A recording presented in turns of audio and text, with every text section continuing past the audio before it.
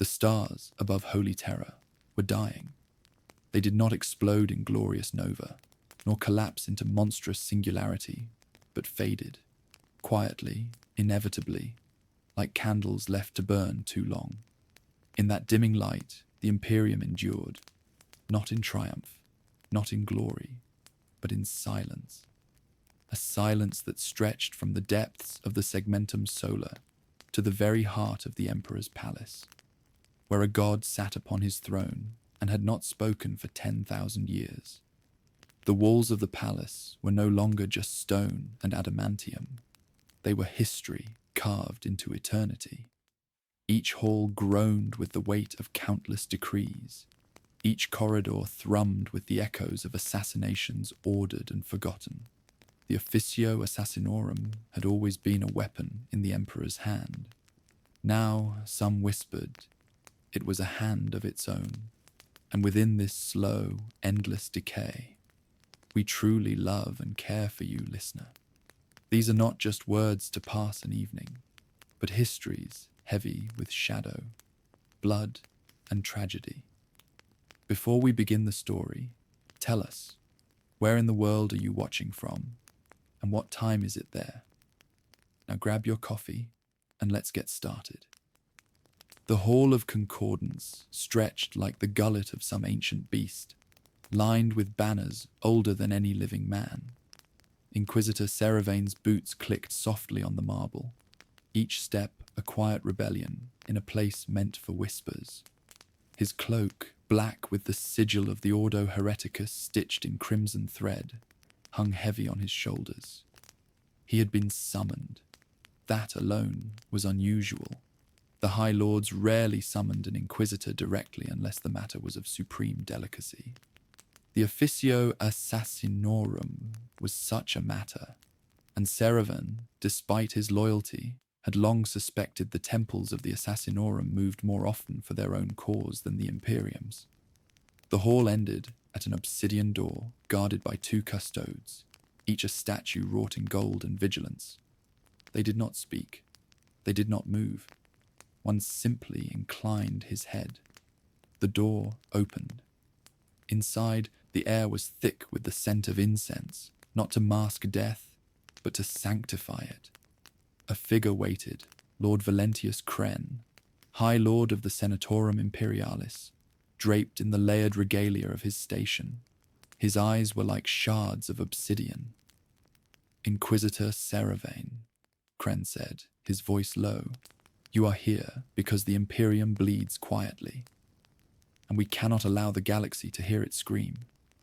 Seravain's brow tightened. Meaning? Kren handed him a sealed data slate. The sigil of the Assassinorum Temple Command glared back at him. A list of names. Imperial lords, sector governors, admirals of the fleet, each to be removed. For the stability of the Imperium, Seravain's gloved fingers hesitated on the seal.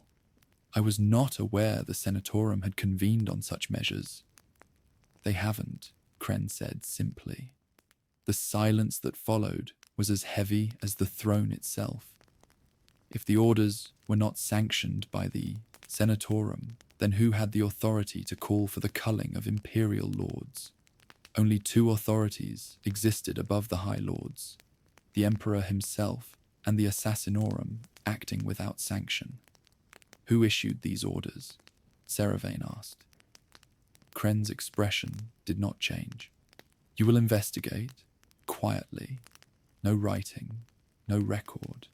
The Officio has become independent, and if they are killing without our hand, we must either bring them back into the fold or end them. The words hung like a sentence of death, but Seravain nodded once. I will find the source. As he turned to leave, Kren spoke again. Be careful, Inquisitor. The Assassinorum is not an enemy you can simply confront. They are the blade in the dark, and they will cut you before you even know you are in their sights. Seravain stepped back into the Hall of Concordance, the obsidian door closing behind him. His mind churned with questions, but beneath them all lay a quiet, gnawing truth. In a galaxy built on secrecy, the Assassinorum was the most dangerous truth of all. He crossed the palace's outer gates at dusk. The sky above Terra was blood red, the sun a dying ember on the horizon. As the light dimmed, he felt the weight of the Emperor's silence pressing down upon him. 10,000 years of stillness, and now orders moving in the dark without the voice of any living authority.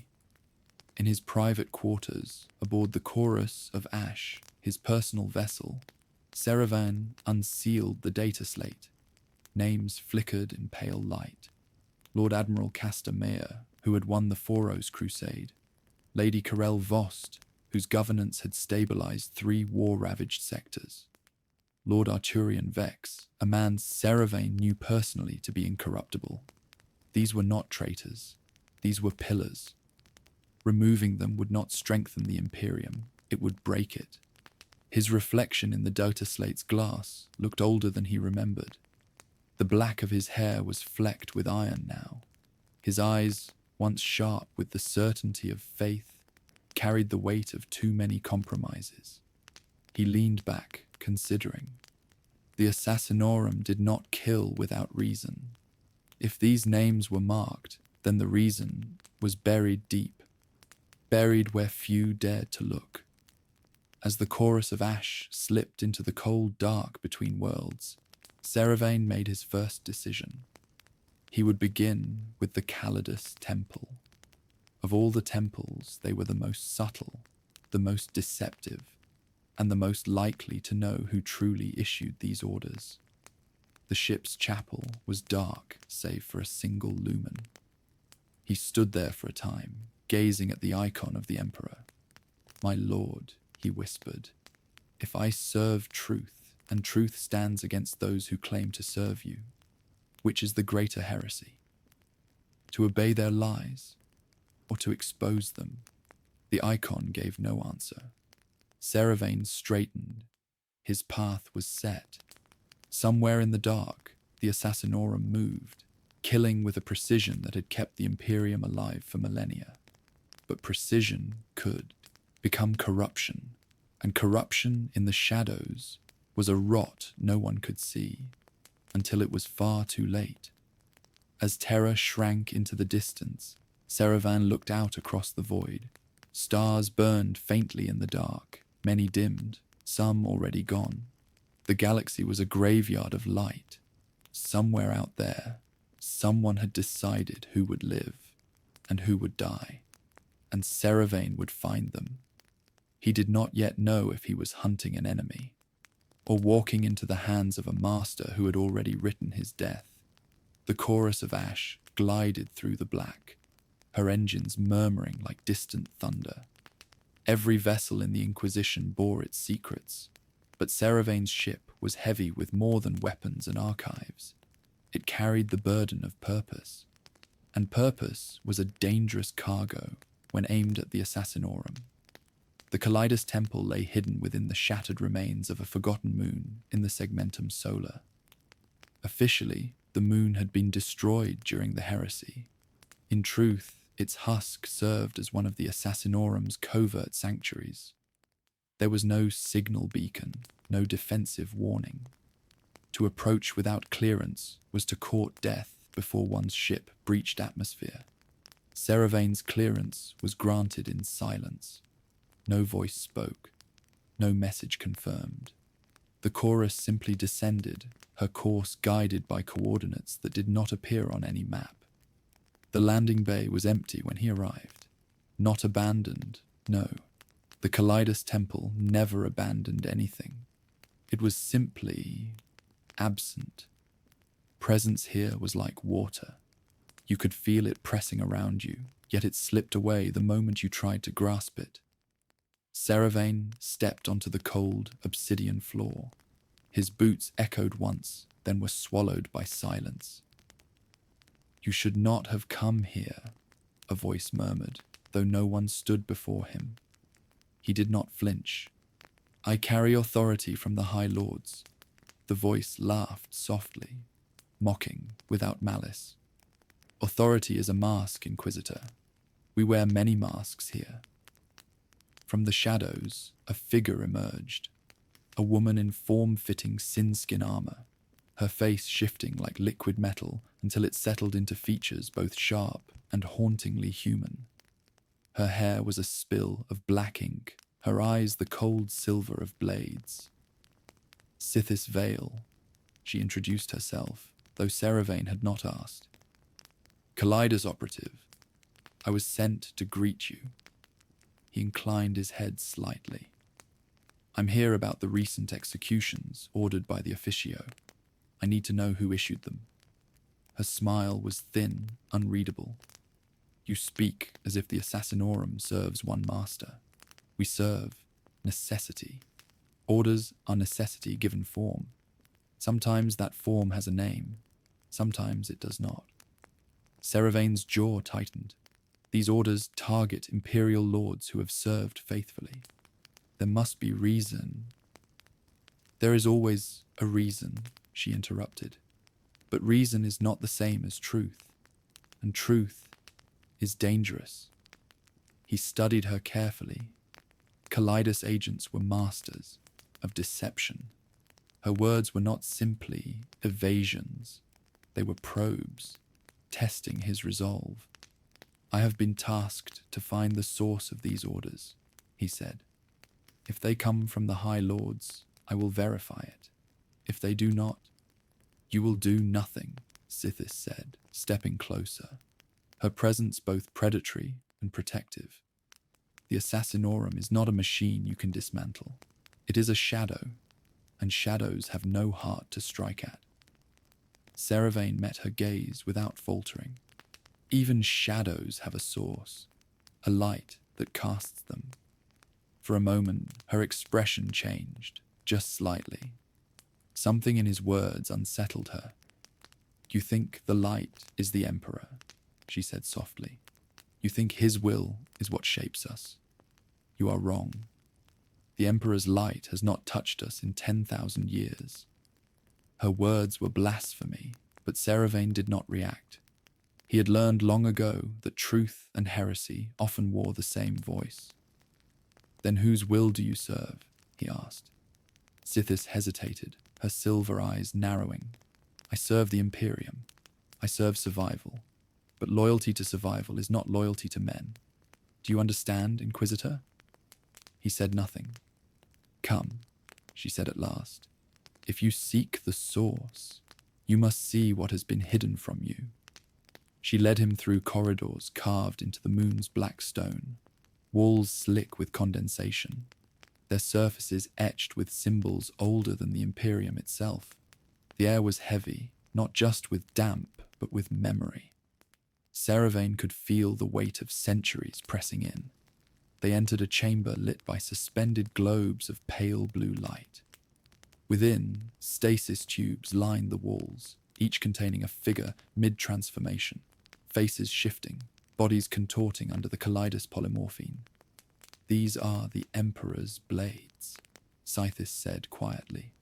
Each one a life erased, each one a name unspoken. They do not question orders. They are orders. Seravain walked slowly along the rows, his eyes lingering on the faces, some frozen in expressions of pain, others serene. He wondered if they dreamed. He wondered if they remembered who they had once been.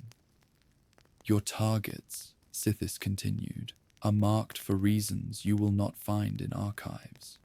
Perhaps they plotted rebellion. Perhaps they knew something they should not. Perhaps they simply existed in the wrong moment. The Assassinorum moves when necessity demands it. But lately, Seravain pressed. Lately, necessity has no face, she finished. Orders come, targets fall. No voice claims the order. No hand signs the writ. Yet the orders are followed. The cold in the chamber seemed to deepen. You mean to say, Seravain said slowly, that even the temples do not know who commands them?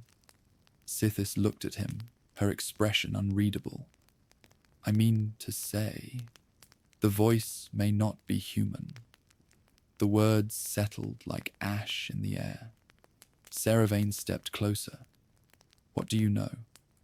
Her gaze shifted, enough to be a danger to myself, and now, perhaps, to you. He realized then that her decision to speak to him was itself a calculated risk. Kaleidus operatives did not confide in outsiders, not without reason. You are not here by chance, Inquisitor, she said. Your investigation is part of a pattern. You move, we watch. You speak, we listen. Perhaps your every step was expected. His mind tightened around the thought.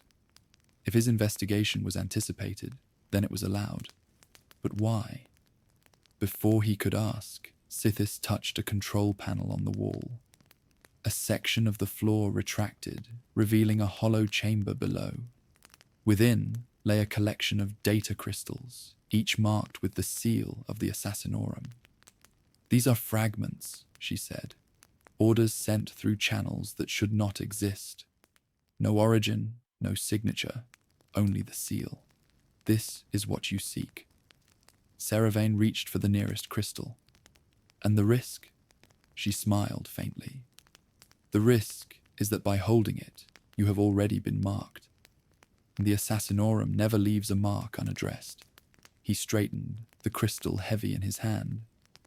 Sithis stepped back into the shadows. Go, Inquisitor, before the mask becomes your own face. As Saravain turned to leave, the chamber behind him darkened. When he glanced back, Sithis was gone. Only the silent rows of shifting faces remained, each one a reminder that truth in the Imperium was never free of cost. The chorus of ash lifted from the surface of the moon in silence. Saravain stood at the viewport, the crystal in his hand. Somewhere deep within the Kaleidus temple, Sithis Veil had taken a risk that could cost her life. And her final words echoed in his mind like a blade sliding free of its sheath. The voice may not be human. The Vindicare Temple was not a place. It was a silence. The chorus of ash drifted toward a derelict listening station orbiting a dead world. No lights marked its position. No beacon warned ships away.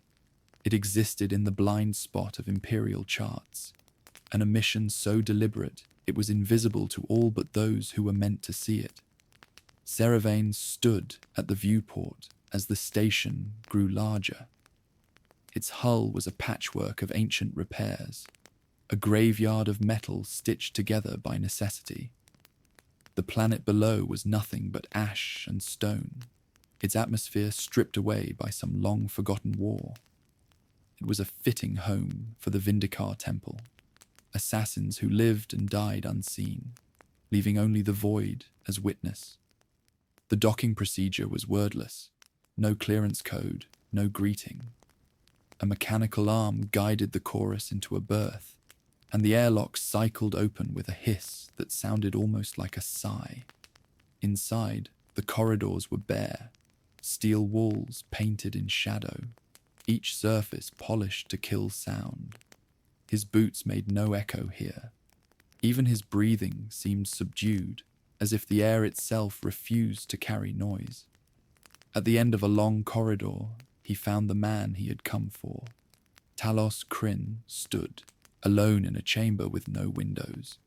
He wore the black carapace armor of a Vindicare assassin, its surface unmarked by ornament or heraldry. His rifle rested on a stand before him, the long barrel pointing toward an unseen horizon. His face was uncovered, a rare concession. Pale skin, gaunt features, eyes like two cold stars. Inquisitor Saravain, Talos said without looking at him. His voice was quiet, almost monotone, each word measured as if it could betray his position. You were expected. Saravain approached slowly. I wasn't aware the Vindicare Temple granted foreknowledge to visitors. Talos's gaze remained fixed on the rifle. We don't, but you have been in motion, and motion has a trajectory. All trajectories end in a kill zone. Seravain studied him. Vindicare assassins did not waste words, but when they spoke, each word was chosen with precision. I'm investigating a series of executions ordered by the Officio Assassinorum, Seravain said. Orders that did not come from the High Lords. Talos adjusted the rifle's scope with gloved fingers. Orders come from the throne. The Emperor has not spoken in 10,000 years, Seravain replied. Talos turned, his expression unreadable. The throne does not need a voice to kill. It is enough that the weapon exists. Seravain stepped closer. These orders target loyal servants of the Imperium. This is not war. This is pruning. Talos said nothing for a moment. Then, every shot removes something that should not be there. Sometimes it is corruption. Sometimes it is potential. Sometimes it is simply noise. The word hung in the air, heavier than a gunshot. Do you know who is issuing these orders? Seravain asked. Talos returned his gaze to the rifle. Knowing is irrelevant. A Vindicare does not need to know who signs the order, only that the order exists. Seravain's jaw tightened. And yet you called me here. Talos paused, his hand stilling on the rifle. Because the pattern is wrong. Targets are falling in sequences that do not align with stability. Entire sectors are left exposed. There is precision, but the precision serves no aim I can see. The admission was more than Seravain had expected. A Vindicare questioning orders was almost unheard of. Who gave you your current assignment? Seravain pressed. Talos looked at him for a long moment. Then, without answering, he reached beneath the rifle stand and produced a small data wafer. Its surface was marked with the sigil of the Assassinorum, but the code beneath was old. Older than the current High Lords, older perhaps than the current Lord Commanders. This is the name I was given, Talos said. Seravain took the wafer. It displayed only a single word. Oblivion. That's not a name, Seravain said. It is to us, Talos replied. A name without identity. A target without a face. The order is to maintain readiness until the time comes. I have waited 30 years. 30 years. Seravain's voice was low. A Vindicare waits as long as required. The kill shot is the moment. The years before are preparation. Seravain turned the wafer in his hand. And you don't know who or what Oblivion is. Talos's eyes narrowed slightly. I know only that the trajectory leads to you. The words stopped Seravain cold. What do you mean? He asked. Talos's expression did not change. The pattern ends here. You are the final variable before the shot is taken. Seravain's pulse tightened. And the shot... Talos looked at the rifle. The shot will be taken when the moment arrives. Whether it is aimed at you or something else, depends on what you do next. For the first time since entering the chamber, Seravain felt the air grow heavier. Vindicare temples were built on patience, on inevitability. If Talos believed Seravain's investigation was the final step toward a decades-old order, then the danger was already in motion. Talos turned back to his weapon, as if the conversation were over. But as Seravain reached the doorway, the assassin spoke again. There is a name whispered in the clades, Talos said quietly. It is not spoken in full, only fragments. A name older than the Assassinorum itself. If you wish to find the hand behind these orders, follow the name. Seravain looked back. What name? Talos' eyes lifted from the rifle, cold and unblinking. The throne, in silence. The chamber seemed to darken at the words. Seravain left the Vindicare temple in silence, the wafer heavy in his pocket. The name Talos had given him was like a shard of glass in the mind, small, sharp, and dangerous. As the chorus of ash departed the orbit of the dead world, Seravain stood at the viewport. The planet below was a grave of stone, the station above it a monument to patience. Somewhere in the dark, the trajectory of decades was narrowing, and he could not shake the thought that the crosshairs were already on him. The Eversaw Temple was not approached so much as endured. The chorus of ash descended toward a barren asteroid, drifting in the void, its surface scarred by craters that looked less like the marks of battle and more like the wounds of some ancient beast. No lights guided the way. No landing codes were given. The Eversaw Temple did not need such things. In the depths of the rock, beneath layers of voidstone and adamantium, the temple slumbered, if such a thing could be called sleep. Seravain stepped onto the docking platform, the air cold enough to burn. The atmosphere here was laced with something acrid, something sharp enough to sting the lungs. The shadows themselves felt alive, as though the stone beneath them throbbed faintly in time with some hidden heartbeat. An acolyte waited for him at the edge of the platform. The man's face was pale and drawn, his eyes rimmed with sleepless black. He wore a robe marked with the sigil of the Yowl Eversaw, an open skull, jaws agape, a needle of death poised above it. "Inquisitor Seravain," the acolyte said, his voice low and measured. "You are expected." Seravain stepped forward. "That seems to be a pattern lately." The acolyte turned, leading him through a passage of black stone. Here, the silence was not empty. It was heavy, thick with the weight of things locked away. Occasionally, a sound would echo from deeper within, a hiss of steam, a faint scrape, a muffled roar that seemed to come from behind walls built too thick to breach. They passed observation cells, each lined with reinforced glass and layers of containment seals. Inside, Eversaw operatives lay suspended in stasis, their bodies locked in the grip of chemical sleep. Each figure was a nightmare in armor, their weapons built into their very flesh. Even in stillness, they radiated violence. The acolyte stopped at one particular cell. Inside, a figure hung, suspended. A giant of a man, his skin pale as bone beneath the stasis field. Tubes and needles pierced his flesh, pumping black ichor through his veins. His eyes were closed, but his teeth were bared in something too sharp to be a smile. "This is Executor Vedran," the acolyte said softly. "He has been active only 3 times in the last century. Each time, a city burned." Seravain studied the frozen figure.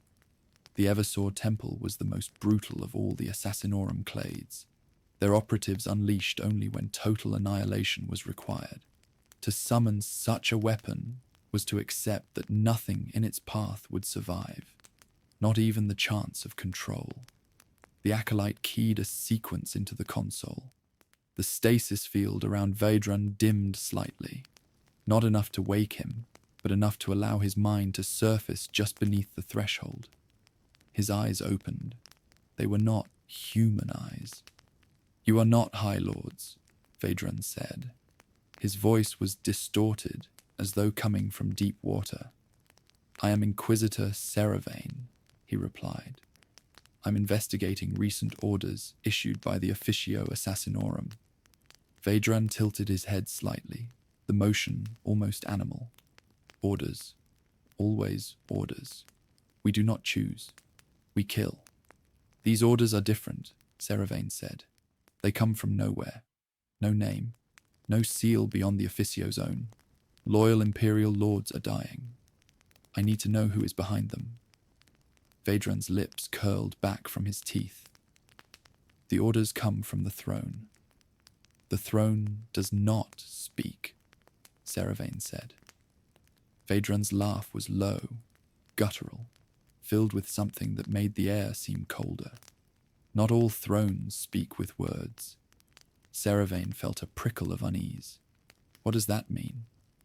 Vaedran's gaze fixed on him, unblinking. We are weapons. We feel the hand that wields us. The hand is cold now, but there is another hand beneath it. Old, hungry. It moves us in dreams. Seravain's fingers tightened at his side. A name. Do you know it? Vaedran's teeth bared further, as if the question itself was dangerous. Names burn. This one burns more than most. We hear it in the killing dreams. We wake with the taste of it in our mouths. What name? Seravain pressed. Vaedran's voice dropped to a whisper, thrown in silence. The chamber seemed to darken at the words, as if the light itself recoiled. Vaedran's breathing quickened. The stasis field flared, holding him in place as he strained against it, his muscles coiling like steel cables. His voice rose, almost a snarl. It watches us, Inquisitor. It watches you. The shot is already in the air. The acolyte quickly increased the stasis field. Vaedran's body froze once more. His eyes locked on Seravain until the last moment, the words still echoing in the air. The acolyte turned to Seravain, his face pale. You have what you came for. Now go, before the temple decides your presence is unnecessary. Seravain followed him back through the silent corridors, the sound of his own heartbeat louder than it should have been. When the chorus of ash lifted from the asteroid, Seravain stood at the viewport once more.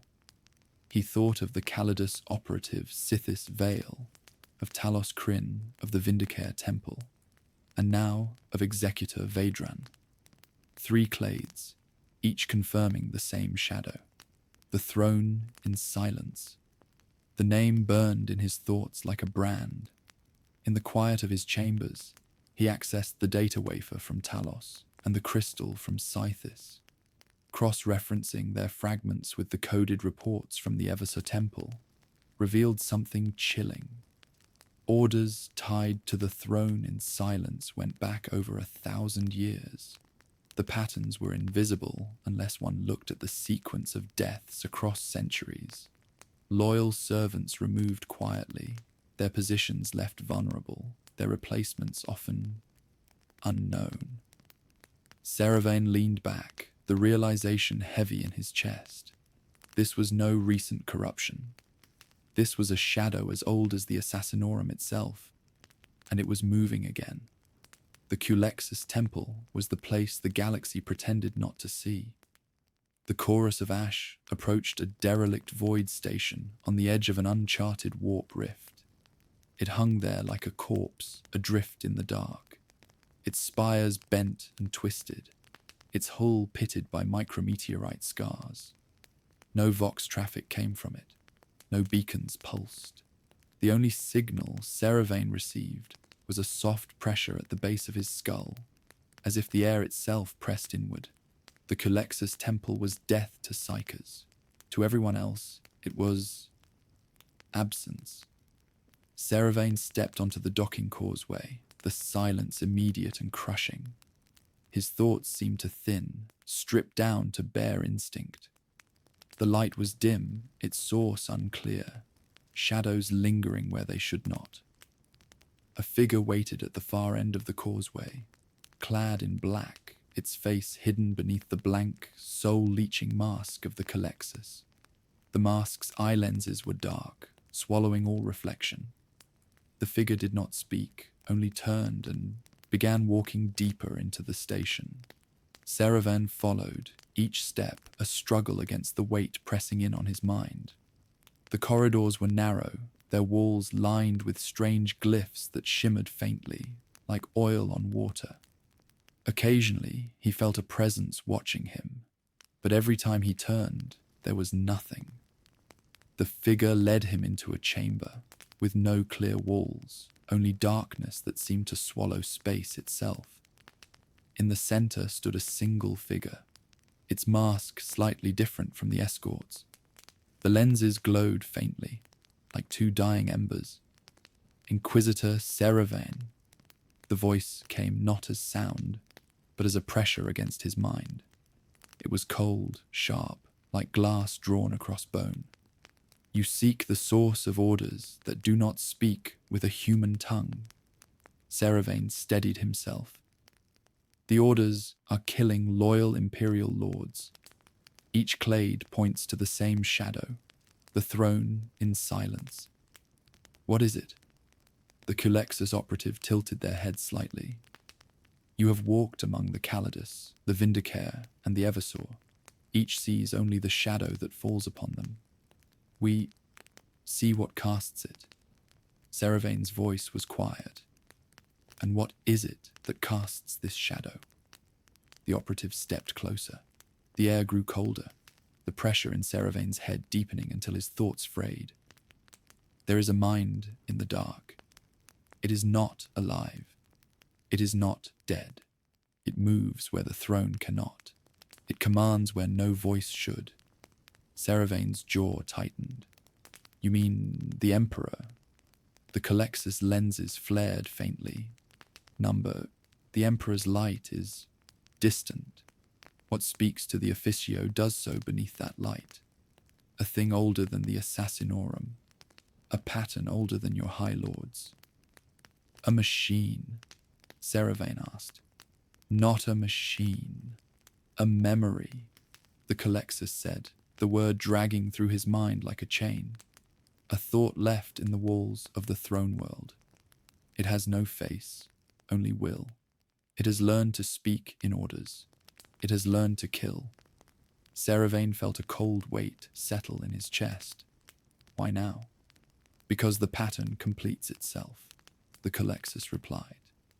Every order, every death, every replacement, each was a movement on the board. The final pieces are aligning. Seravain took a step forward. What is the pattern? The Culexus tilted its head again, as though listening to something only it could hear. The throne in silence is not a name. It is a description. A throne without a voice. A seat of power that moves in whispers. And now, it turns its gaze to you. The temperature in the chamber seemed to drop further. Seravain's hand drifted toward the data slate at his side. If I am a piece on this board, then tell me what the next move is. The Culexus leaned closer, the cold of its aura biting deep into his thoughts. The next move is blood. The pattern demands a choice. The hand that kills from the shadows will show itself only when it must. And then it will strike. You cannot stop it, but you may survive it if you choose the right death. Seravain's voice hardened. And if I don't? The Culexus straightened. Then you will be removed, like all the others. The operative turned away, as though the audience was over. Seravain felt the pressure on his thoughts recede slightly, but the weight in his chest remained. He followed the escort back through the station, the silence heavier than before. Every step felt like he was walking deeper into a plan already written. Back aboard the chorus of ash, he stared out into the void. His mind replayed the words of the Culexus, a memory in the walls of the throne world, a pattern completing itself. He accessed the data from the 3 previous clades, overlaying them with the fragments he had now. The pattern was clear, sectors destabilized not at random, but in a spiral, each assassination clearing a path inward, toward terror, toward the throne, and at the heart of it, the throne in silence. Seravain leaned back, the realization cold in his bones. The closer he came to the truth, the more certain he became of one thing. The pattern did not end with his investigation. It ended with him. The chorus of ash broke through the pale cloud banks of Terra's upper atmosphere. Her hull darkened by re-entry, her engines murmuring like the whisper of storms.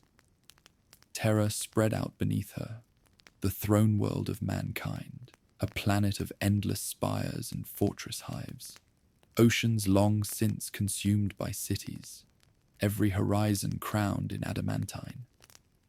The golden throne itself was hidden in the heart of the imperial palace, its light unseen but felt across the globe like the pulse of an ancient heart.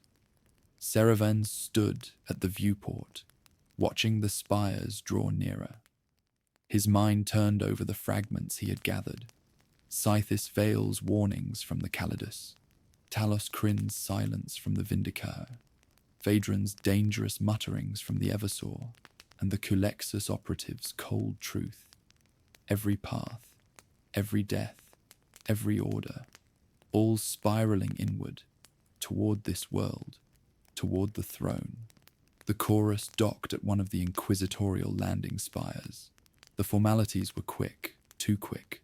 No questions were asked, no inspections made. It was as though the planet itself had been waiting for him, a piece returning to its place on the board.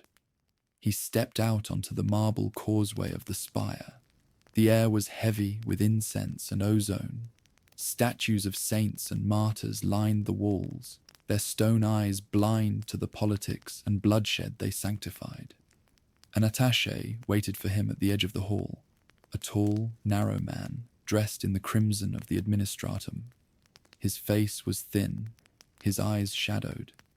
Inquisitor Seravan, the attaché said, bowing slightly. Your arrival was expected. Seravain's gaze hardened. Expected by whom? The attaché smiled faintly, without warmth. By necessity. The answer was too close to Scythis Vale's words to be coincidence. The attaché turned and led him through the high corridors of the spire, deeper into the imperial palace. Here the walls seemed to lean inward, as though the very stone bent toward the weight of the throne. The light was dim, golden in hue, and the air vibrated faintly with the low hum of the palace's power fields. Seravain's steps slowed as they approached the inner sanctums. The attaché stopped at a set of massive bronze doors, engraved with the sigil of the Officio Assassinorum. Inside, the attaché said. Seravain stepped forward. The doors opened soundlessly. The chamber beyond was dark. Shapes moved at the edge of vision, too smooth, too precise to be human. The air smelled faintly of oil and old paper.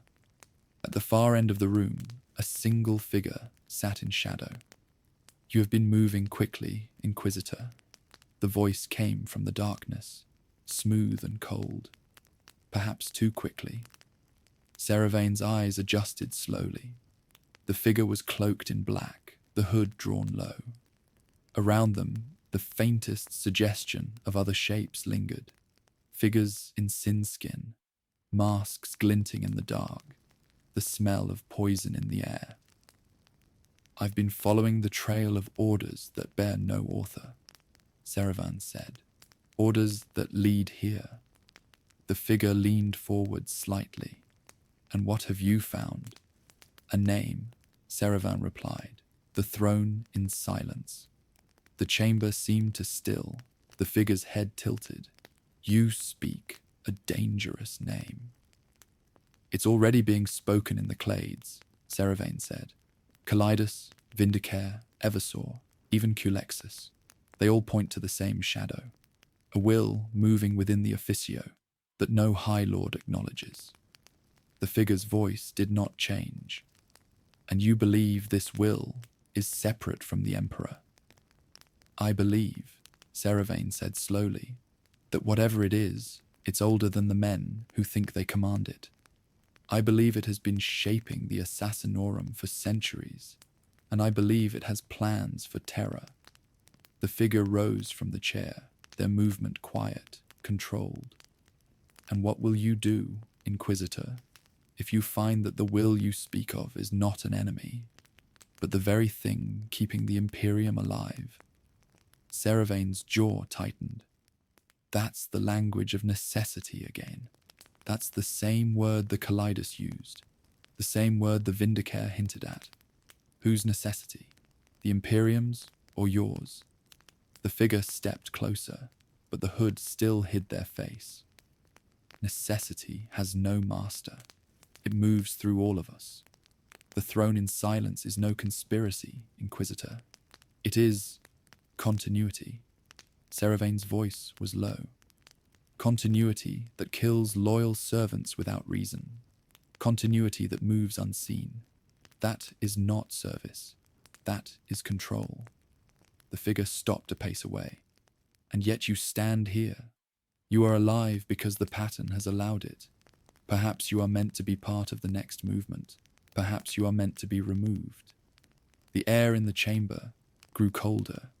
Seravain could sense the shapes in the shadows shifting slightly. Kalidas, Vindicare, perhaps even Eversaw agents watching silently. You are not the first to reach this point, the figure said. You will not be the last. The spiral always closes, and when it does, it is not the throne in silence that ends. It is those who seek to unmake it. Seravain's hand hovered near his weapon, but he did not draw it. Not here. Not yet. The figure stepped back into the deeper shadows. Go, Inquisitor. Leave Terra. Follow your trail if you wish. But know this. Every step you take is still inside the pattern, and the pattern ends where it must. The bronze doors opened silently behind him. Seravain stepped back into the golden corridors, the sound of his footsteps echoing faintly. Back aboard the chorus of ash, he looked once more at the sprawl of terror beneath him. The spiral was closing, the pieces were moving faster now, and at its center, the throne, in silence, waited. And for the first time, Seravain began to wonder if the end of the spiral was not the revelation of the Shadow's identity, but his own death. The chorus of ash left terror behind, like a shadow slipping from a dying candle. Seravain stood in the ship's observation chamber, his reflection ghosted in the glass. The sprawl of the throne world had fallen away, replaced by the unblinking black of the void. The words of the shadowed figure in the Assassinorum chamber still lingered. The spiral always closes, and when it does, it is not the throne in silence that ends. It is those who seek to unmake it. He had left Terra alive, but there was no illusion of safety. The spiral was no longer closing quietly. It was moving faster now, and for the first time, he could feel the edge of a blade turning toward him. 3 days into transit, the chorus picked up a faint distress signal.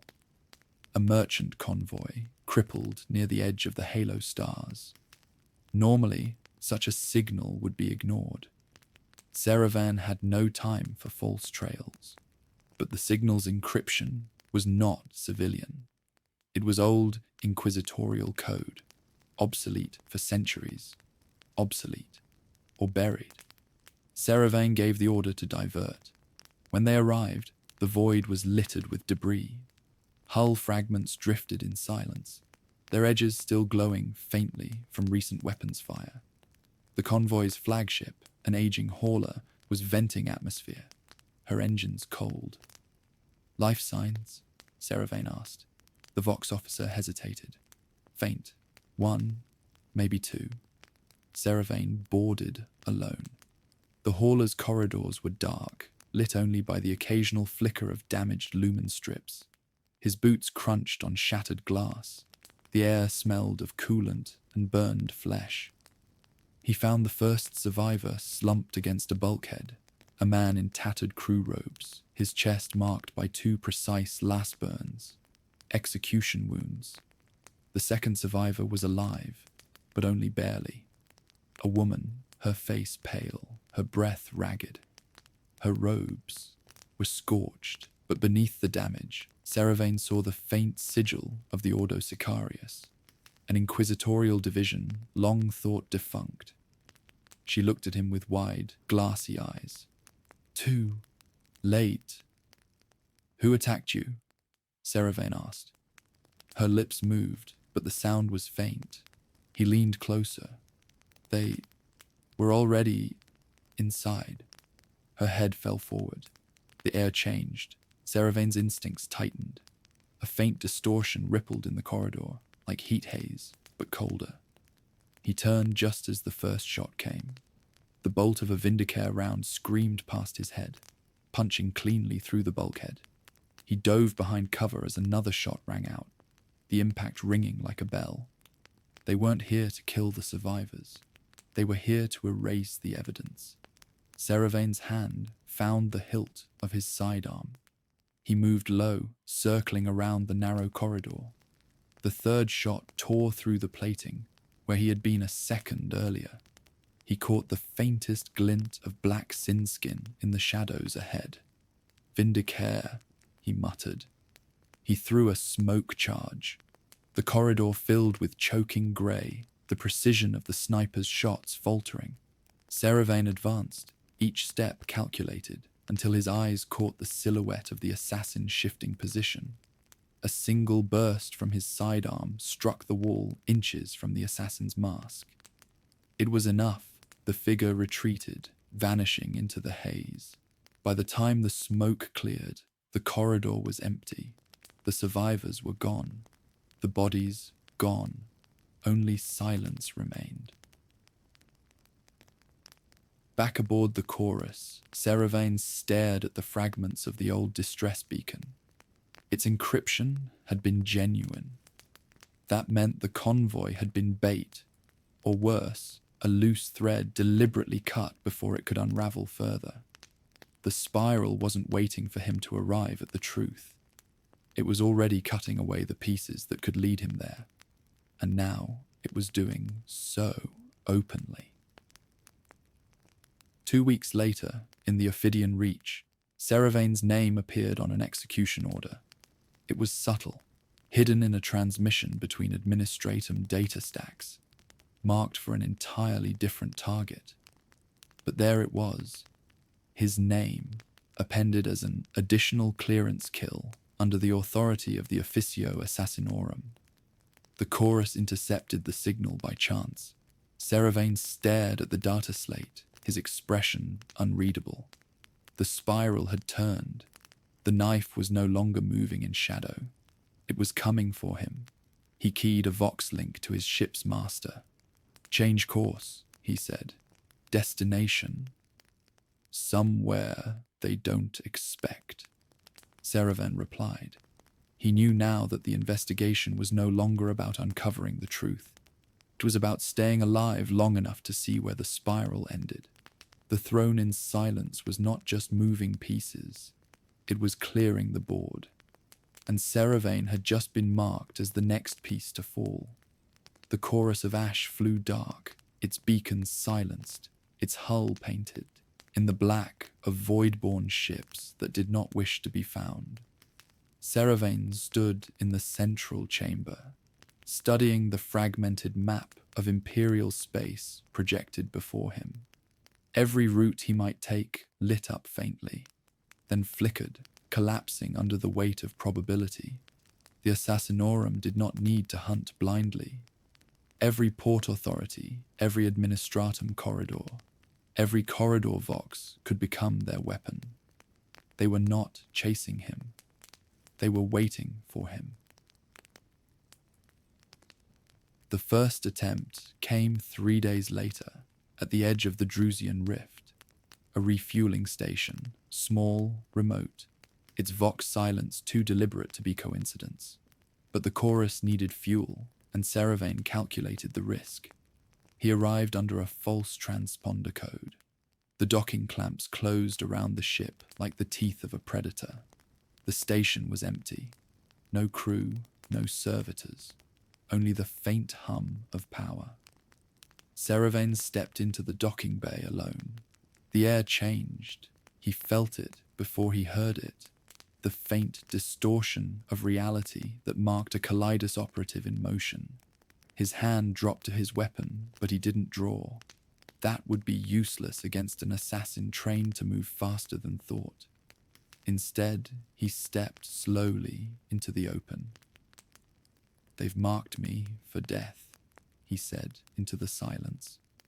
But the throne in silence doesn't waste pieces it still needs. The distortion shifted, moving around him like a predator circling prey. A voice came from behind him. Scythis Vale's voice, or something wearing it. "You're still alive. That means you're still useful." Seravain didn't turn. "You think this will stop me?" The voice shifted, becoming someone else. A perfect mimicry of Talos Kryn. "You are not meant to stop. You are meant to draw the blade where it needs to be." The distortion faded. When Seravain turned, the bay was empty again. He refueled and left, the docking clamps releasing without resistance. But the message was clear.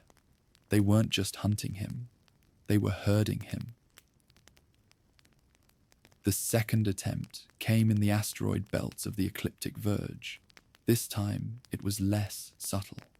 A Vindicare shot cracked through the void, striking the chorus's outer hull, barely missing the ship's reactor housing.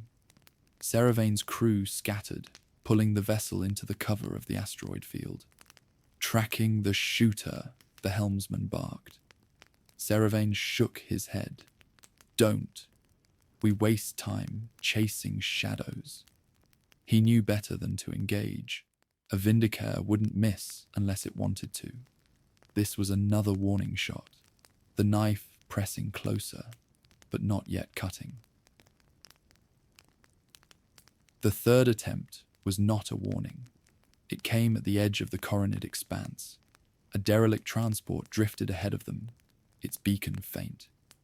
Against his instincts, Seravain had the chorus pull alongside. The moment he stepped aboard, he smelled it. Chemical sharpness, the acrid tang of blood. Then he heard it. A scream, high, wordless, filled with a sound that was not fear, but rage. The Eversaur hit the corridor like a storm of steel. It was not Vedran, but another like him. Black armor glistening with chemical sheen, skull mask grinning, blades dripping poison. Seravain barely avoided the first strike, the blade carving a deep scar into the bulkhead where he had stood a moment earlier. The Eversaur moved with inhuman speed, each step a blur, each strike designed to kill instantly. Seravain drew his plasma pistol, firing in controlled bursts, not to kill, but to force the assassin back. The Eversaur snarled, lunging again, blades flashing. A burst of vented coolant from a ruptured pipe filled the corridor with blinding steam. Seravain dove aside, rolling into the cover of a maintenance hatch. The assassin roared, striking blindly through the haze. But by the time the corridor cleared, Seravain was gone. He reached the chorus seconds before the docking clamps released. The transport exploded behind them, the Eversaur still inside. Back aboard his ship, Seravain stood in silence. The Kaleidus had spared him. The Vindicare had missed. The Eversaur had failed by the narrowest margin. Each clade had made their attempt. Each had let him live. That was no accident. He called up the spiral map again, overlaying the routes he had taken since leaving Terra. Each point formed part of the same tightening curve. Every movement, every attack, every narrow escape, all of it was part of the pattern. The knife was not meant to kill him yet. It was meant to drive him forward. And Seravain understood now where it was driving him, toward the heart of the spiral, toward the place where the throne in silence would finally show its face. The chorus of ash drifted in the black near the system of Carthay Prime. It was not on any official Imperial chart. Inquisitorial archives marked it as restricted, no clearance. The kind of world that did not exist until someone wanted it to. The spiral's pattern had led Seravain here, a tightening curve of routes, attacks, and survival that felt less like evasion and more like invitation. The planet below was dark. No city lights, no orbital defenses, no Vox traffic. Only a faint aurora across the poles hinted at a living world. Saravan descended alone. On the surface was cold, a barren steppe of stone and ash. The sky was a low ceiling of grey cloud, the air metallic and still. Ahead, a single structure rose from the plain, an obsidian spire, its surface polished black, reflecting the dead land around it. There were no guards, no defenses. It was waiting for him. Saravan stepped through the open archway into the spire. The interior was silent, its walls carved with the sigils of the Assassinorum. Calidus masks, Vindicare rifles, Eversaur skulls, Culexus visors, all etched in an endless spiral that wound upward into the dark. He moved deeper, the silence pressing closer. At the heart of the spire, he found the first sign of life. A figure stood in the center of the chamber, clad in the dark armor of the Officio, but not in the colors of any one clade. The armor was unmarked, the mask plain. Inquisitor Saravan. The voice was calm, level. You have walked the spiral to its center. Saravan's hand hovered near his weapon. And now? Now you see what holds the spiral together, the figure said. Saravan's eyes narrowed, the throne in silence. The figure tilted their head. A name, a description, a fiction that hides a truth. You seek to unmask it. That's why I'm here, Saravan said. The figure stepped closer. Then understand this. The spiral is not a single will. It is a council, a pattern of necessity shaped by many hands. Some of those hands are no longer certain of the path. Saravan caught the shift in tone. You mean there's dissent? The figure hesitated. There are those who believe the spiral's course will preserve the Imperium, and there are those who believe it will destroy it from within. The throne in silence does not speak with one voice any longer. Saravan felt a cold weight settle in his chest. A fracture. Why tell me this? He asked.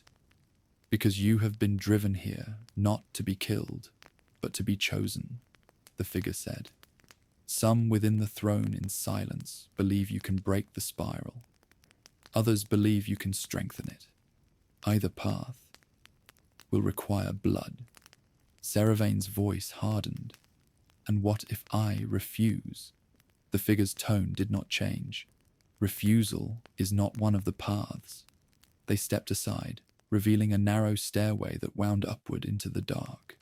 At the top, the figure said, you will find the first of the hands that oppose the current course. They will tell you what they know. They will tell you what they plan. But know this. Once you hear it, you will no longer be a hunter of the spiral. You will be a piece inside it, bound to one side or the other. Saravan studied the figure for a long moment. And if I go up there, the figure's voice was quiet, then the spiral will no longer be closing around you. You will be walking at its center, and from the center, there is no way out. The stairs were narrow, spiraling upward through the black stone. The walls here were unmarked, smooth and cold. At the top, Saravan stepped into a small chamber, lit by a single lumen globe. A woman stood waiting. Her armor was marked with the sigil of the Calidus, but her mask was removed. Her face was pale, her eyes dark. Inquisitor Saravan, she said, we have been waiting for you. Saravan's voice was cold. And who are we? She smiled faintly. Those who believe the spiral's course will destroy the Imperium. Those who believe the throne in silence must be broken before it completes itself. Saravan stepped closer. And you think I can help you do that? She nodded. You are already part of the pattern, but you can turn it. not away from its end, but toward a different one. Seraven's voice was steady. What's the cost? Her smile faded. The same as all things in the Officio Assassinorum, Inquisitor. Blood and betrayal. She stepped aside, revealing a sealed case on the table behind her. Its surface was marked with the seal of the High Lords. Inside was a single dossier. Seravan opened it. The name at the top was one he recognized. A name tied directly to the throne world. A name he had never expected to see. He closed the dossier slowly. The spiral's fracture was real. And now, for the first time, he could see where the knife would strike next. The name in the dossier was a stone dropped into black water. Its ripples spread out in silence, touching every shadow of the Imperium. Seravan stared at it in the dim light of the spire's upper chamber. A High Lord's name, a voice that whispered policy and death with equal weight. Someone who could shape the throne in silence from within the very beating heart of terror. The Kaleidos operative's voice cut into his thoughts. You cannot kill them. Not directly. Not yet. Seravan looked up, his expression unreadable. Then why give me the name? She stepped closer. Because this name opens doors. There are those within the spiral who will move if they believe this hand is exposed. We don't need them dead. We need them afraid. Fear. That was a tool Seravan understood. The chorus of ash slipped back into the void, carrying Seravan toward his next destination. Not terror. Not yet. The first move would be made far from the throne world, somewhere the High Lord's influence reached, but his attention did not linger. The target was Veyron's Gate, a remote listening post near the borders of Segmentum Tempestus. Officially, it was a Vox relay. In truth, it was a vault for information too dangerous to store in the archives of terror. If the dossier was correct, the High Lord's personal encryption keys were buried here, along with records of communications that could implicate him in the spiral's movements. The journey was quiet. Too quiet. Every hour, Seravan expected the spiral's blade to cut across his path. Kaleidos distortion in the corridors. Vindicare rounds in the dark. Eversaw claws at the door. But nothing came. He began to suspect the silence was not mercy. It was permission. Veyron's Gate hung in the black like a dead lantern. Its metal hull was pitted, its Vox arrays motionless. No transmissions, no lights. The chorus docked with minimal resistance. Seravan stepped into the station. The air smelled faintly of ozone and rust. Every corridor was empty, too empty. At the heart of the station, the vault doors loomed, carved with the seal of the Administratum and the Inquisition's own double-headed eagle. Seravan approached the control panel. His fingers danced across the runes, cycling through codes the dissenters had provided. The vault locks groaned. The doors began to open. That was when the air changed. The temperature dropped. The lights dimmed, and a shape stepped out of the shadows. It was a Vindicare, mask gleaming faintly in the low light. The rifle was lowered, not in surrender, but in stillness. "You're late," the assassin said, voice flat through the Vox filter. Seravan's eyes narrowed. "You're not here to kill me." "Not yet," the Vindicare replied. "Orders changed. You take the data. You make the move. Then the board shifts."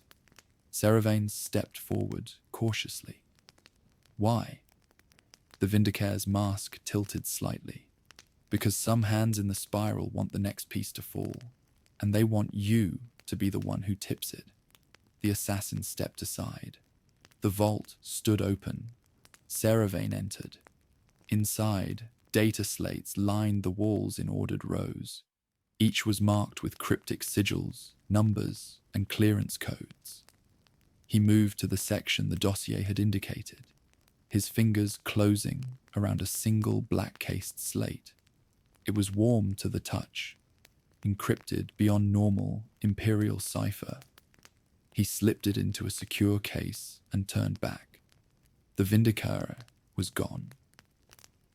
Back aboard the chorus, Serevan studied the slate. Its contents were dangerous enough that even the dissenters had not tried to transmit them. It would have to be opened in a secure locus, somewhere shielded from the throne's watch. But he didn't need to read the data to know what it meant. Once the slate's contents were revealed, the High Lord's influence would fracture. His enemies within the spiral would see weakness. And in the Officio Assassinorum, weakness was the scent of blood. Serevan stared at the dark slate. The first hand had moved. The spiral would shift, and now every other hand would move in response. He gave the order to change course, not to the dissenters, not yet. This move was his own. The chorus burned into the black, heading toward the deep void archive at Helix Null, a forgotten Mechanicus vault with encryption systems older than the Imperium itself. Serevan would open the slate there, and when he did, the spiral would no longer be a shadowed pattern. It would be a war. The chorus of ash coasted toward the silent orbit of Helix Null. The Mechanicus vault world lay beneath them, its surface a lattice of iron domes and scarred manufactoria. No city lights, no Vox traffic, only the slow heartbeat of its ancient reactors pulsing through the void. Serevan had chosen Helix Null because the spiral had not yet reached it, or so he thought. The chorus docked at one of the upper spires. The airlock seals groaned open, exhaling the dry, metallic air of the vault. Inside, the corridors were dark, lined with cables that pulsed faintly with machine light. The air was still, broken only by the whisper of servo skulls drifting through the gloom. Serevan moved carefully, the black-cased data slate locked to his belt. The dissenters had warned him. Once the slate was opened, the spiral's unity would fracture. The throne in silence would no longer move as a single will. He had assumed that meant they would turn on each other in secret. He was wrong. So the first sign came in the central archive chamber. The vault was vast, its walls lined with cogitator banks older than the Imperium itself. At its center stood a single control dais, the access runes glowing faintly. Serevan stepped forward, placing the data slate into the core port. The vault reacted instantly. The runes flared bright, the cogitators shuddering to life. And then the air shifted. Figures stepped from the shadows. 3 of them, clad in the dark sin skin of the Officio, Calidus, Vindicare, Eversaw. But their stance was wrong. They weren't here for him. They were watching each other. The Calidus spoke first, voice low and sharp. He is meant to open it. Stand aside. The Vindicare's rifle tilted slightly, the barrel angling toward the Calidus. Your faction moves too soon. The data is not yet positioned. The Eversaw growled, the chemical hiss of its armor filling the silence. Weakness. Delay. Kill now. End it. The Calidus form shifted subtly, features melting into a new face, one Serevan didn't recognize. If he dies now, the spiral collapses uncontrolled. You don't want that. We don't want that. The Vindicare didn't lower his weapon. Your side fears collapse. Ours does not. Serevan stood very still. The slate was still locked into the core, its encryption unraveling. The 3 assassins were no longer a single blade. They were separate knives, each pointed at the others. The fracture was real, and it was here. And the vault's runes shifted again, a final seal breaking. The data slate's contents appeared on the central display. Encrypted communiques, movement orders, ciphered kill lists, and at the center of it all, the High Lord's name, tied to multiple clandestine actions of the throne in silence. The Kalidas moved first. We take this to our hand. The others will follow. The Vindicator's voice was flat. You mean you will use it to cut your rivals first? The Eversource stepped forward, claws flexing. No more talk. Seravain's hand dropped to his weapon. Enough. They all turned to look at him. This data isn't going to your hand, he said. It's not going to any of your hands. You wanted me to open the spiral? Fine, but I'm not handing you the knife. The Kalidas's eyes narrowed. You think you can control this? I don't need to control it, Seravain said. I just need to make sure none of you do. He keyed a command into the vault console. The data splintered, fragmenting into encrypted shards, each one sent through Helix Null's countless deep void relays. The assassins reacted instantly. The Vindicator's rifle snapped up. The Kalidas shifted, vanishing into a shimmer of distortion. The Eversaur roared, lunging forward. Seravain dove aside as the Eversaur's claws tore into the control dais. Sparks exploded across the vault. The Kalidas reappeared behind the Eversaur, blade flashing. The Vindicator fired, the round sparking inches from the Kalidas's mask. They weren't here for him anymore. They were here for each other. Seravain grabbed the data slate, pulling it free from the console. The vault shook as the Eversaur slammed the Kalidas into the wall. The Vindicator's shots rang like bells, each one narrowly missing as the distortion field flared. Seravain didn't wait. He ran. Back aboard the Chorus of Ash, the station's spires were already flaring with distant detonations. The factions of the Spiral were fighting openly now. Seravain stood on the bridge, watching the vault world recede into the black. The data was gone, scattered across the void. Every hand in the spiral would be scrambling to gather its pieces. The unity of the throne in silence was broken, and Seravain knew what came next. The knives that had once moved together would now turn on each other, and he was still standing in the middle of the circle. The Chorus of Ash flew blind, its transponders burned out, Vox arrays silenced, auger returns scrubbed clean. Every shadow in the void now carried danger. Helix Null was gone, its vault in ruins. The spiral's fracture had become a wound, and the throne in silence bled knives. Seravain had expected subtlety. What came instead was war. The first strike came in the Vale of Lorn. The Chorus cut through the nebula, its hull glowing faintly from ionized gas. The crew moved in silence, the tension heavy. Then the first shot landed. It came without warning, a lance of precision fire from a cloaked assassin ship. The Chorus's shields flared, buckling under the impact. "Identify attacker," the helmsman shouted. Seravain didn't need the answer. Only one faction used an Exodus pattern lance on a starship. Vindicare. The Chorus rolled hard, ducking behind a dense pocket of nebula gas. Another lance shot screamed past, grazing the dorsal hull. The attacker didn't press. They weren't trying to destroy the ship. They were testing his defenses, measuring the range of the knife. As the second strike came at a fuel relay above Serix Theta, the Chorus docked in darkness, the station apparently abandoned.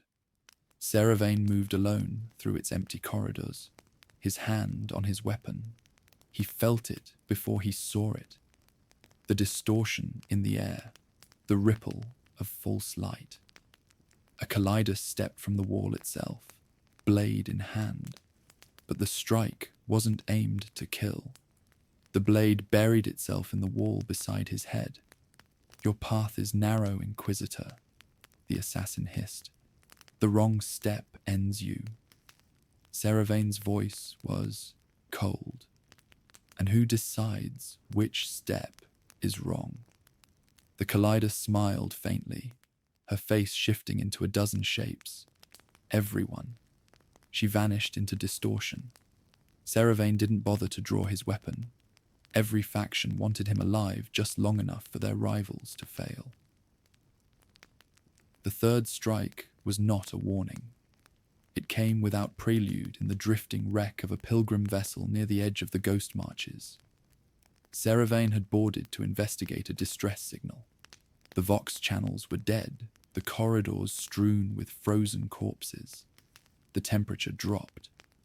Then the roar came. The Eversaw slammed into the corridor like a living missile, claws tearing through bulkheads, chemical vapors hissing from its armor. This one was not here to frighten him. It was here to kill. Seravain dove aside, the claws tearing a ragged wound in the wall where he had stood. His plasma pistol burned blue, searing into the assassin's shoulder. The Eversaw howled, surging forward. The corridor became a blur of claws, plasma bursts, and explosive impacts as the assassin tore through everything in its path. Seravain led it deeper into the wreck, his movements calculated, drawing the Eversaw toward the central reactor. At the last moment, he dove through a maintenance hatch, slamming it shut. The Eversaw crashed into the reactor housing. The old core flared bright, and then exploded. The chorus pulled away as the pilgrim vessel went up in a silent bloom of fire. Seravain stood on the bridge, his breath slow. That Eversaw had not been sent to scare him. The factions were no longer content to test the knife. They were beginning to use it. Over the next solar week, the pattern grew worse. Reports of assassinations poured in from every corner of the Imperium. Kallidus agents killing their own masters. Vindicare snipers turning on rival handlers. Eversaws unleashed on worlds tied to spiral supply lines. The throne in silence was eating itself alive. And through it all, Seravain's name stayed on every list. Every faction wanted him dead, but only after he had served their purpose. On the 9th day, the chorus received a single encrypted transmission. No sender, no seal, only a single phrase. The spiral burns. Come to terror. Seravain stared at the words for a long time. Every instinct told him it was a trap. But he also knew this. The spiral's civil war would not end out here, in the dark. The knives would turn toward the throne world, and if he didn't follow, he would be cut down before the final blow fell. He gave the order. Set course for terror. The crew moved in silence. The chorus of ash turned in the void, her prow aimed toward the distant light of the throne world. Behind them, the Imperium burned in 1,000 silent cuts.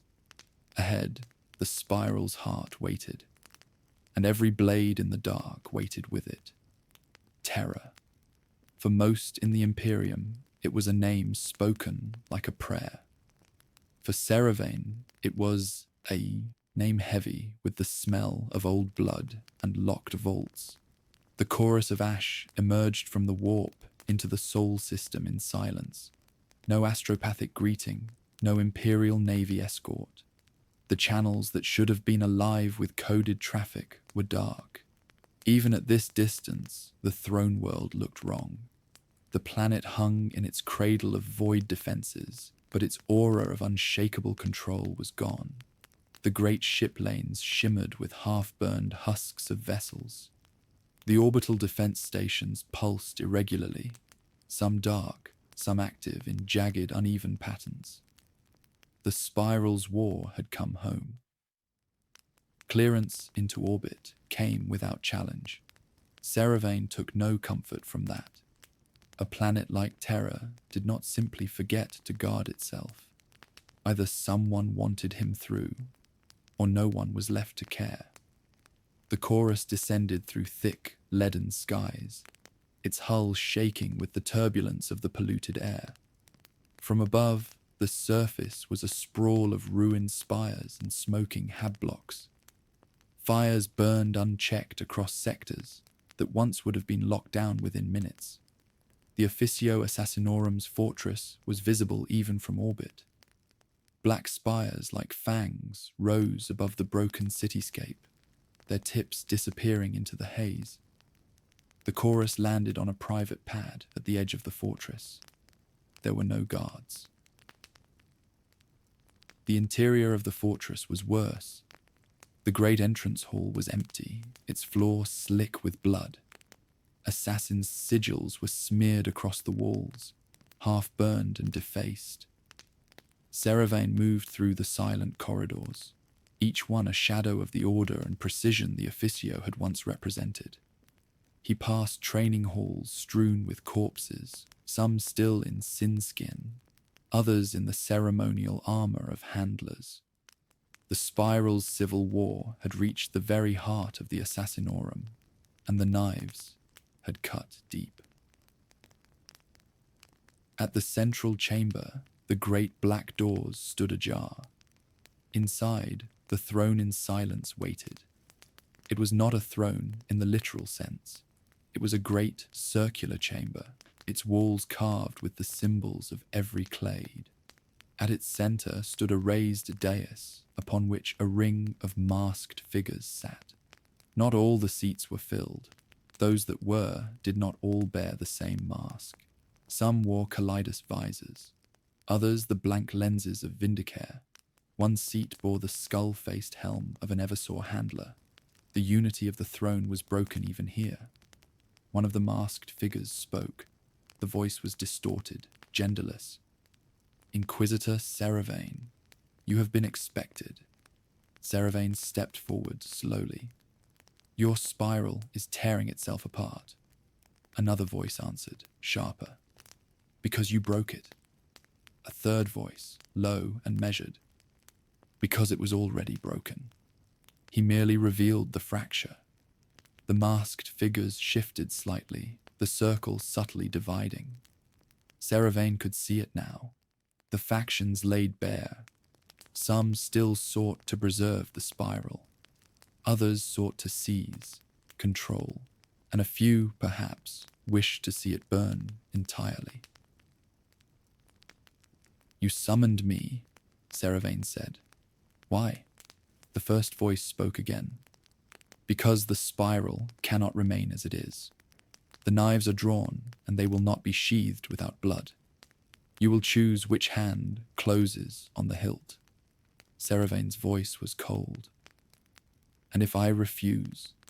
A different voice answered, dry and certain. "Refusal is a choice. It leaves the knife to those willing to take it." The words echoed those he had heard in the spire at the center of the spiral.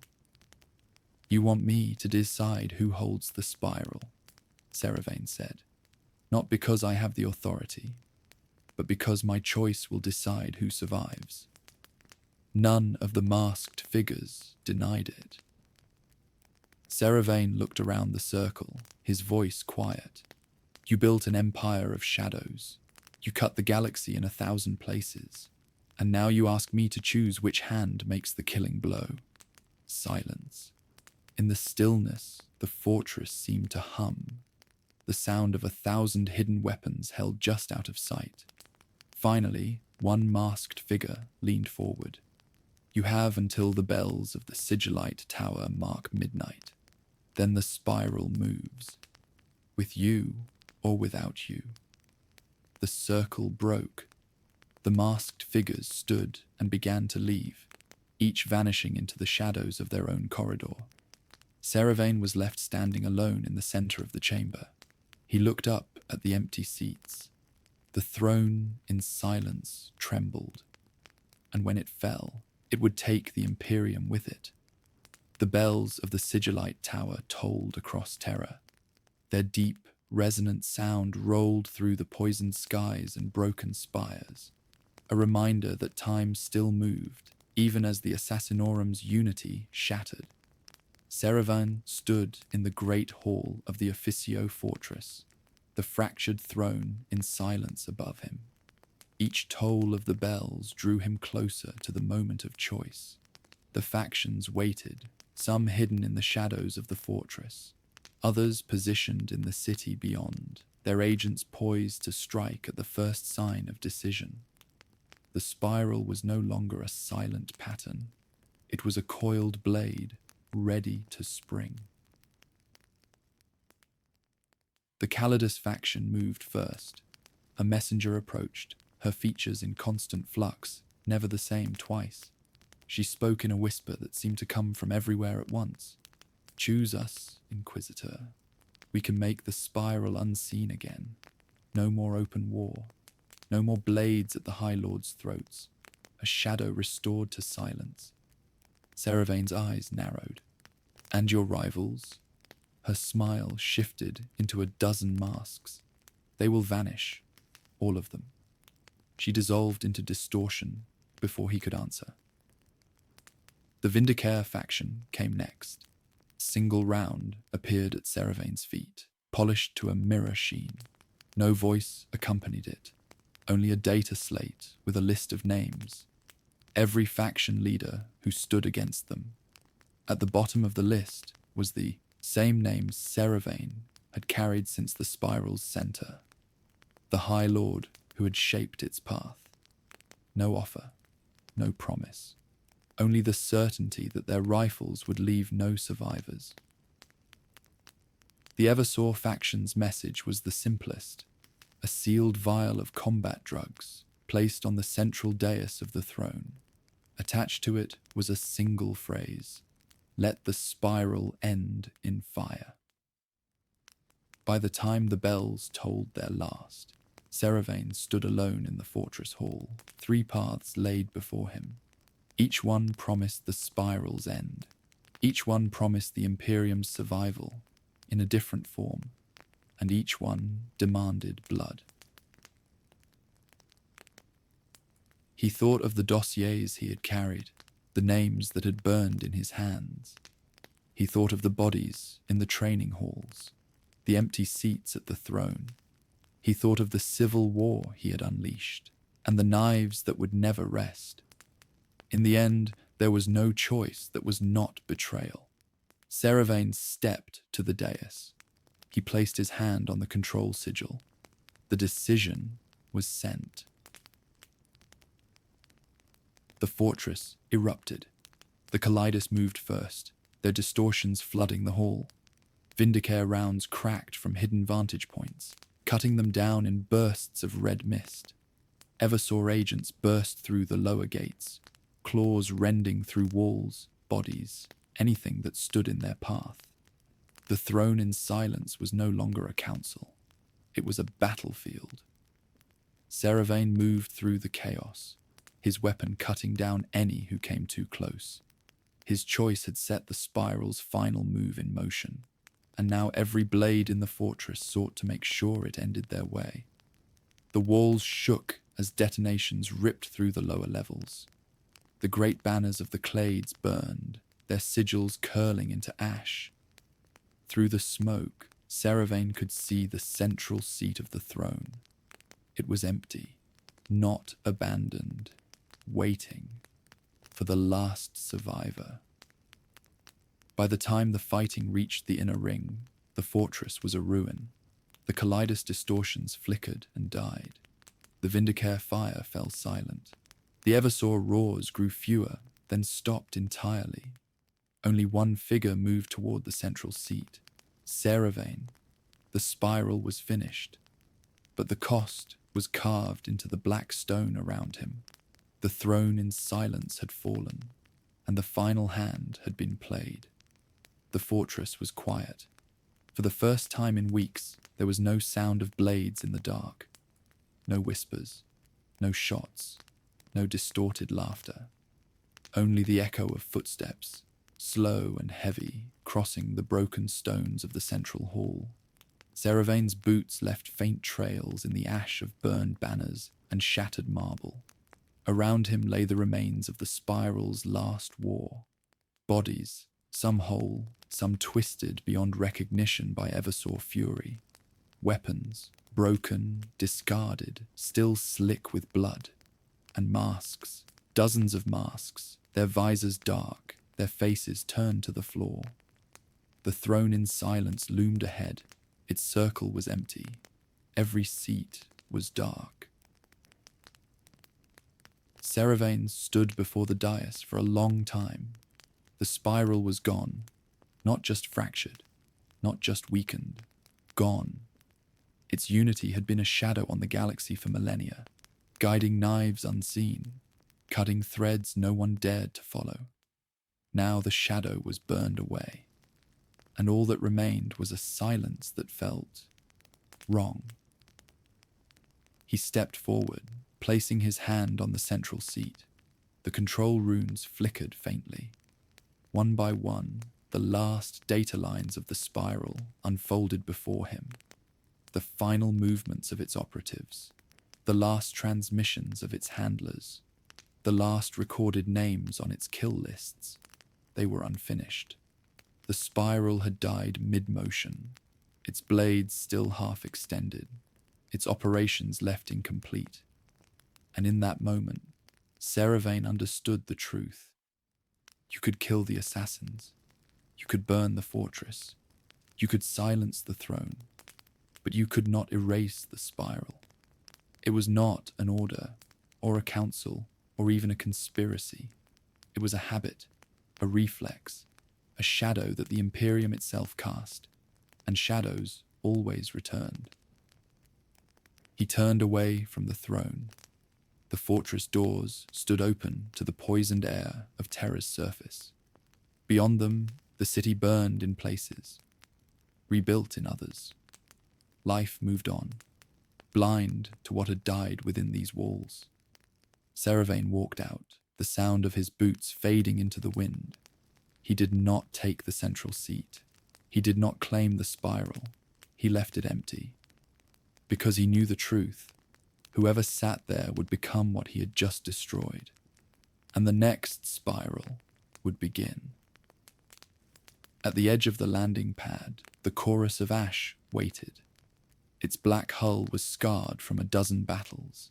Its engines hummed quietly, ready to vanish into the void at a moment's notice. Seravain stepped aboard without a word. The pilot looked back once. Destination, Inquisitor? Seravain's gaze drifted to the burning horizon. Outward, he said, far from Terra. The pilot nodded, and the chorus lifted from the pad. The fortress of the Officio Assassinorum shrank behind them, a black silhouette against the ash-grey sky. No signal marked its fall. No monument marked its dead. Only silence. As the chorus broke atmosphere, Seravain stood at the viewport, watching the throne world recede. The spiral was gone. The throne in silence had fallen. But in the quiet of the ship, he could still hear it, faint, almost imagined. The sound of a blade being drawn in the dark. A reminder that the spiral was not dead, only waiting. He turned from the viewport. Engage translation, he ordered. The warp swallowed the chorus of ash, carrying it away from Terra. Behind them, the throne world turned slowly, its poisoned skies hiding the shadow of a knife that would one day be drawn again.